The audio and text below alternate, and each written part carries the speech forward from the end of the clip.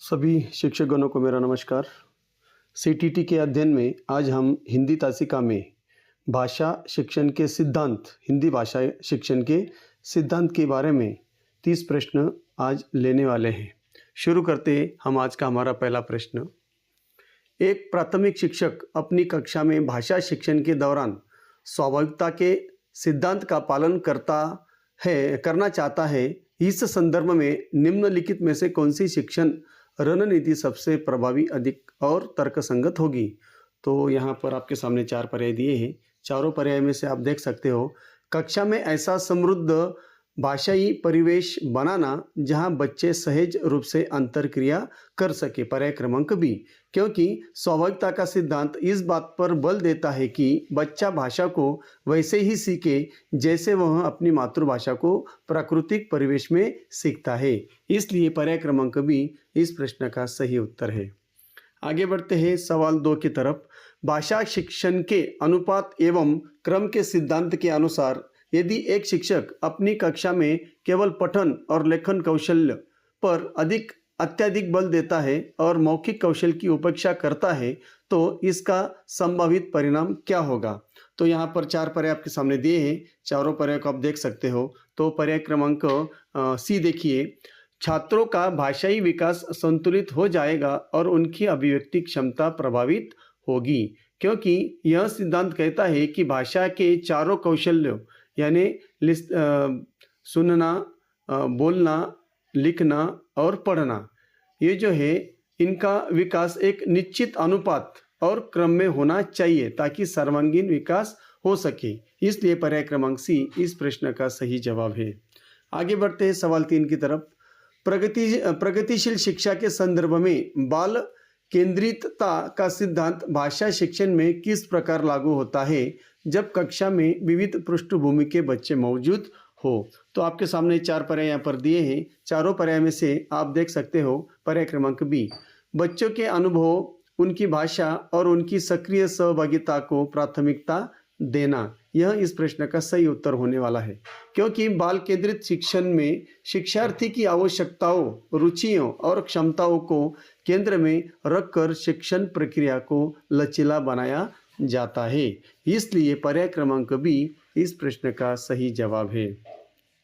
चौथे प्रश्न की तरफ बढ़ते हैं। भाषा शिक्षण की रुचि के सिद्धांत का उपयोग करते हुए एक शिक्षक को पाठ्य सामग्री का चयन करते समय सबसे महत्वपूर्ण रूप से किस कारक पर विचार करना चाहिए? तो यहाँ पर पर्याय क्रमांक बी देखिए, आपके समझ में आएगा। पाठ्य सामग्री का छात्रों के वास्तविक जीवन के अनुभव और उनकी आयु के साथ संबंध, यह इस प्रश्न का सही उत्तर है। अब इसका स्पष्टीकरण देखते हैं। यदि सामग्री छात्रों के दैनिक जीवन और मानसिक स्तर से जुड़ी होगी तो वे उसमें स्वतः रुचि लेंगे और अधिगम प्रभावी होगा। इसलिए पर्याय क्रमांक बी इस प्रश्न का सही जवाब है। आगे बढ़ते हैं सवाल 5 की तरफ। अधिगम के अभिप्रेरणा के सिद्धांत, प्रिंसिपल ऑफ मोटिवेशन के तहत एक शिक्षक द्वारा पुरस्कार का उपयोग भाषा अधिगम में किस प्रकार के जोखिम उत्पन्न कर सकता है? तो आप देख सकते हो 4 पर्याय आपके सामने रखता हूँ। तो चारों पर्याय में से सबसे आखिरी पर्याय देखो, यह छात्रों की आंतरिक अभिप्रेरणा को कम कर सकता है और उन्हें बाहरी लाभ पर निर्भर बना सकता है। तो यह इस प्रश्न का सही उत्तर है। अब इसका स्पष्टीकरण देखिए। अत्यधिक बाहरी पुरस्कार सीखने के आनंद को खत्म कर देते हैं। छात्र केवल पुरस्कार के लिए पढ़ने लगते हैं। इसलिए पर्याय क्रमांक डी जो है, पर्याय क्रमांक डी इस प्रश्न का सही उत्तर होने वाला है। आगे बढ़ते हैं सवाल 6 की तरफ। भाषा शिक्षण की क्रियाशीलता के सिद्धांत यानी प्रिंसिपल ऑफ एक्टिविटी को प्रभावी बनाने के लिए निम्नलिखित में से कौन सी गतिविधि कक्षा में सबसे उपयुक्त होगी? तो सबसे उपयुक्त गतिविधि कौन सी होगी? तो आप या पर्याय क्रमांक डी देखिए, छात्रों को विभिन्न सामाजिक स्थितियों पर आधारित भूमिका निर्वहन यानी रोल प्ले में संलग्न करना, यह नीति सबसे उपयुक्त हो सकती है। क्योंकि भूमिका निर्वहन में छात्र सक्रिय रूप से भाषा का प्रयोग करते हैं जिससे उनके व्यावहारिक कौशल विकसित होते हैं। इसलिए पर्याय क्रमांक डी इस प्रश्न का सही उत्तर है। चलो आगे बढ़ते हैं सवाल 7 की तरफ। वैयक्तिक भिन्नता के सिद्धांत को ध्यान में रखते हुए एक समावेशी हिंदी कक्षा में शिक्षक को मूल्यांकन के किस तरीकों को अपनाना चाहिए? वैयक्तिक भिन्नता के सिद्धांत को ध्यान में रखते हुए। तो आपके सामने 2 पर्याय तो आप देख रहे हो। तो यहाँ पर नीचे के पर्याय को हमें देखना पड़ेगा। तो यहाँ पे अगले पर्याय देखिए, पर्याय क्रमांक डी देखिए। मूल्यांकन के विविध, यहाँ पर आप देख सकते हो, मूल्यांकन के विविध साधनों और पोर्टफोलियो जैसे विकल्पों का उपयोग करना जरूरी है। इसलिए पर्याय क्रमांक डी इस प्रश्न का सही उत्तर है। आगे बढ़ते हैं सवाल 8 की तरफ। भाषा शिक्षण के सहसंबंध के सिद्धांत का प्राथमिक उद्देश्य क्या है? तो यहाँ पर आप देख सकते हो, भाषा शिक्षण के सहसंबंध के सिद्धांत का प्राथमिक उद्देश्य क्या है? 4 पर्याय आपके सामने रखे हैं। चारों में से सबसे पहले का पर्याय देखिए, सबसे ऊपर, भाषा के माध्यम से अन्य विषयों की अवधारणाओं को स्पष्ट करना और ज्ञान को एकीकृत करना होता है। तो यह उसका प्राथमिक उद्देश्य होता है। किसका? सहसंबंध के सिद्धांत का। क्योंकि भाषा केवल एक विषय नहीं है बल्कि ज्ञान प्राप्त करने का माध्यम है। अन्य विषयों के साथ जुड़ाव इसे सार्थक बनाता है।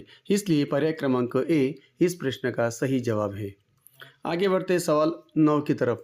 एक शिक्षक आवृत्ति के सिद्धांत का प्रयोग कर रहा है, उसे किस बात का विशेष ध्यान रखना चाहिए ताकि शिक्षण अरुचिकर न हो जाए? तो किन बातों पर ध्यान रखना है? तो आपके सामने 4 पर्याय रखता हूँ।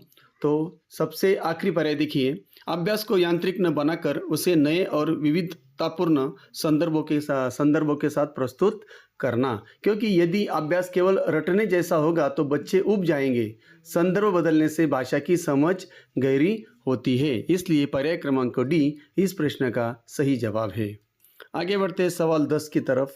भाषा शिक्षण में चयन के सिद्धांत के अनुसार शिक्षक को शिक्षण सामग्री चुनते समय किस मानदंड को सबसे कम प्राथमिकता देनी चाहिए? अब यहाँ पे हमें सबसे कम प्राथमिकता किसे देनी है? तो आप पर्याय क्रमांक ए और बी जो है तो देख चुके हो, तो इन्हें तो प्राथमिकता देनी जरूरी है। उसके बाद में सवाल पर्याय सी और डी देखिए। तो सी पर्याय देखिए, सामग्री की उपलब्धता और उसे कक्षा में प्रस्तुत करने की सरलता, इसे सबसे कम प्राथमिकता देनी चाहिए। क्योंकि उपलब्धता एक व्यावहारिक पहलू है, लेकिन सामग्री की शैक्षणिक गुणवत्ता और उद्देश्य इससे कहीं अधिक महत्वपूर्ण है। यानी पर्याय ए बी डी जो है इसे हमें प्राथमिकता देनी चाहिए, लेकिन सबसे कम प्राथमिकता हमें पर्याय क्रमांक सी को देनी चाहिए। इसलिए पर्याय क्रमांक सी इस प्रश्न का सही जवाब है। 11वें प्रश्न की तरफ चलते हैं। शिक्षण सूत्रों के अंतर्गत ज्ञान से अज्ञात की ओर का सिद्धांत भाषा शिक्षण में कैसे लागू होता है? तो कैसे लागू होता है? तो इसलिए हमें नीचे के पर्याय को देखना पड़ेगा।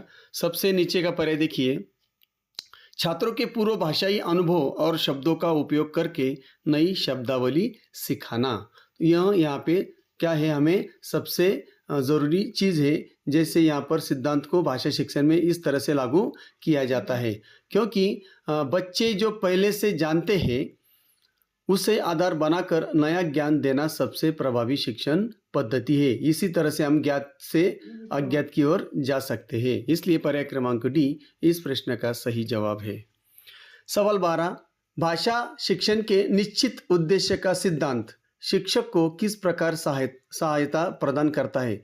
तो यहाँ पर शिक्षक को किस तरह से मदद प्रदान करता है निश्चित उद्देश्य का सिद्धांत? तो सबसे पहले का देखो, ऊपर सबसे 1 नंबर का पर्याय यहाँ पर ठीक दिया है। यह शिक्षण प्रक्रिया को दिशाहीन होने से बचाता है और सार्थक मूल्यांकन में मदद करता है। जब उद्देश्य स्पष्ट होते हैं तो शिक्षक सही विधियों का चुनाव कर पाता है और यह जान पाता है कि छात्रों ने क्या सीखा है। इसलिए पर्याय क्रमांक ए इस प्रश्न का सही जवाब है। आगे बढ़ते हैं 13वें प्रश्न की तरफ। प्रसिद्ध मनोवैज्ञानिक स्किनर के अनुसार भाषा अधिगम में अनुकरण के सिद्धांत की क्या भूमिका है? तो क्या भूमिका है अनुकरण के सिद्धांत की? तो सबसे ऊपर का पर्याय क्रमांक ए देखिए। चारों पर्याय हम आपके सामने रखता हूँ। तो सबसे ऊपर का पर्याय देखिए, बच्चे अपने बड़ों की भाषा को दोहराकर और पुनर्वलन के माध्यम से सीखते हैं। क्योंकि स्किनर के अनुसार अनुकरण और उसके बाद मिलने वाली शाबाशी यानी बख्शिश या सुधार भाषा की सीखने की मुख्य प्रक्रिया है। इसलिए पर्याय क्रमांक ए इस प्रश्न का सही जवाब है। आप पर्याय क्रमांक डी भी देख सकते हो। चलो आगे बढ़ते हैं सवाल 14 की तरफ। एक शिक्षिका अपनी कक्षा में बहुभाषिकता का एक संसाधन के रूप में उपयोग करना चाहती है। किसका? बहुभाषिकता का। यह भाषा शिक्षण के किस सिद्धांत का विस्तार है? तो किस सिद्धांत का विस्तार है? पर्याय क्रमांक ए बी तो आप देख रहे हो। अब डी और सी और डी भी देखेंगे। चलो आगे सी और डी देखेंगे तो आपके समझ में आएगा। सबसे आखिरी पर्याय देखिए, लोकतांत्रिक मूल्यों और वैयक्तिक भिन्नता के सम्मान का सिद्धांत। क्योंकि छात्रों की अपनी भाषाओं को जगह देना उनके व्यक्तिमत्व का सम्मान करना है और समावेशी वातावरण बनाता है। इसलिए पर्याय क्रमांक डी जो है, पर्याय क्रमांक डी यहाँ पर इस प्रश्न का सही जवाब है। चलो आगे बढ़ते हैं सवाल 15 की तरफ। शिक्षण के सूत्र के अनुसार मूर्त से अमूर्त की ओर का पालन करते हुए भाषा शिक्षक को क्या करना चाहिए? मूर्त से अमूर्त की ओर ले जाते हुए शिक्षक को क्या करना चाहिए? तो सबसे पहला पर्याय देखिए, सबसे ऊपर का पर्याय, पर्याय क्रमांक ए देखिए, पहले भौतिक वस्तुओं और चित्रों के नाम बताना, फिर भाववाचक संज्ञाओं या विचारों की चर्चा करना चाहिए। क्योंकि बच्चे उन चीज़ों को जल्दी समझते हैं जिन्हें वे देख या छू सकते हैं। इसके बाद ही वे अमूर्त विचारों को ग्रहण कर पाते हैं। इसलिए पर्याय क्रमांक ए जो है, पर्याय क्रमांक ए इस प्रश्न का सही उत्तर है। तो यहाँ पर आप पर्याय क्रमांक डी देखिए, वो भी आपके सामने रख रहा हूँ। चलो देख लिया। चलो आगे बढ़ते हैं सवाल 16 की तरफ। प्राथमिक स्तर पर मौखिक कार्य का सिद्धांत क्यों महत्वपूर्ण है? प्राथमिक स्तर पर मौखिक कार्य का सिद्धांत, जबकि अंतिम लक्ष्य लेखन क्षमता विकसित करना हो सकता है। तो यहाँ पर चारों पर्याय हम देखेंगे एक साथ। सबसे आखिरी पर्याय देखिए, क्योंकि बोलना सीखने से ही भाषाई आत्मविश्वास आता है जो पढ़ने और लिखने का आधार बनता है। क्योंकि मौखिक अभिव्यक्ति विचारों को संगठित करने में मदद करती है, जिसके बिना लेखन केवल नकल बनकर रह जाएगा। इसलिए यहाँ पर सबसे आखिरी पर्याय जो है, पर्याय क्रमांक डी इस प्रश्न का सही जवाब है। आगे बढ़ते हैं सवाल 17 की तरफ। यदि कोई छात्र स्वाभाविकता के सिद्धांत के बावजूद भाषा सीखने में कठिनाई महसूस कर रहा है, तो एक शिक्षक के रूप में आपकी अगली उपचारात्मक रणनीति क्या होनी चाहिए? तो यहाँ पर पर्याय क्रमांक बी उसका उत्तर है, कठिनाई के विशिष्ट कारणों का निदान करना और व्यक्तिगत सहायता प्रदान करना। यह हमारा उपचारात्मक अध्यापन होना चाहिए। क्योंकि शिक्षण सिद्धांतों के बाद निदान और उपचार ही प्रभावी शिक्षण का हिस्सा होते हैं। इसलिए पर्याय क्रमांक बी इस प्रश्न का सही जवाब है। तो आप सी और डी भी देख लीजिए तो आपके समझ में आएगा पर्याय क्रमांक बी इसका सही जवाब है। चलो आगे बढ़ते हैं सवाल 18 की तरफ। भाषा शिक्षण के सहसंबंध के सिद्धांत का उपयोग करते हुए कविता पढ़ाते समय शिक्षक संगीत का उपयोग करता है। यह किस प्रकार की शिक्षण प्रक्रिया है? तो सहसंबंध के सिद्धांत का उपयोग करते हुए कविता पढ़ाते समय अगर संगीत का उपयोग किया जाता है तो वह किस प्रकार की शिक्षण प्रक्रिया हो सकती है? तो पर्याय क्रमांक बी उसका सही जवाब है।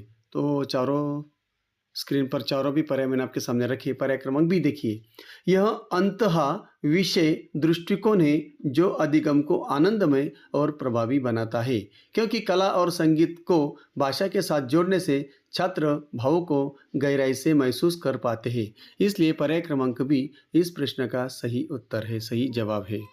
आगे बढ़ते हैं सवाल 19 की तरफ। भाषा शिक्षण में अनुपात और क्रम की उपेक्षा करने पर पठन कौशल पर क्या प्रभाव पड़ सकता है? तो क्या प्रभाव पड़ सकता है? तो छात्र शब्दों का उच्चारण तो कर पाएंगे लेकिन अर्थ समझने में असमर्थ होंगे। पर्याय क्रमांक ए इसका सही जवाब है। क्योंकि यदि सुनने और बोलने के कौशल्य विकसित नहीं हुए तो पठन केवल ध्वनि निकालने की प्रक्रिया बनकर रह जाएगा। इसलिए पर्याय क्रमांक ए इस प्रश्न का सही जवाब है। तो पर्याय क्रमांक सी और डी भी आप देख सकते हो। चलो आगे बढ़ते हैं सवाल 20 की तरफ। एक शिक्षक सरल से जटिल की ओर के सिद्धांत का पालन कर रहा है। वह पहले छोटे वाक्य सिखाता है, फिर अनुच्छेद। यहाँ सरलता का क्या पैमाना होना चाहिए? तो यहाँ पर आप चारों पर्याय देख लीजिए। पहले पर्याय क्रमांक ए देखिए, जो छात्र के पूर्व ज्ञान और संज्ञात्मक स्तर के अनुसार बोधगम्य हो, क्योंकि सरलता सापेक्ष होती है। जो एक छात्र के लिए सरल वह दूसरे के लिए कठिन हो सकती है। इसलिए पर्याय क्रमांक ए इस प्रश्न का सही जवाब है। आगे बढ़ते सवाल 21 की तरफ। भाषा शिक्षण की क्रियाशीलता के सिद्धांत का पालन करते हुए प्रोजेक्ट कार्य का सबसे बड़ा शैक्षणिक लाभ क्या है? तो क्या है सबसे बड़ा लाभ? तो पर्याय क्रमांक यहाँ पर आप नीचे के पर्याय देखिए और सबसे आखिरी जो पर्याय है, सबसे आखिरी पर्याय इस प्रश्न का सही उत्तर है। छात्र वास्तविक दुनिया की समस्याओं के समाधान के लिए भाषा का सृजनात्मक प्रयोग करते हैं, क्योंकि प्रोजेक्ट कार्य भाषा को किताबी ज्ञान से निकालकर व्यावहारिक अनुभव में बदल देता है। इसलिए पर्याय क्रमांक डी इस प्रश्न का सही जवाब है। आगे बढ़ते हैं सवाल 22 की तरफ। हिंदी भाषा की कक्षा में रुचि का सिद्धांत लागू करने के लिए लोकगीतों का उपयोग करने का तर्क क्या है? तो क्या तर्क है लोकगीतों का उपयोग करने का? तो पर्याय क्रमांक सी देखिए, आपके समझ में आएगा। क्योंकि ये छात्रों की सांस्कृतिक जड़ों से जुड़े होते हैं और भाषाई विविधता का परिचय देते हैं, इसलिए इन्हें क्या करना चाहिए? यहाँ पर रुचि का सिद्धांत लागू करने के लिए लोकगीतों का उपयोग करना उसका सही तर्क है, क्योंकि सांस्कृतिक जुड़ाव छात्रों से स्वाभाविक रुचि और अपनापन पैदा करता है, जिससे सीखना सरल हो जाता है। इसलिए पर्याय क्रमांक सी इस प्रश्न का सही जवाब है।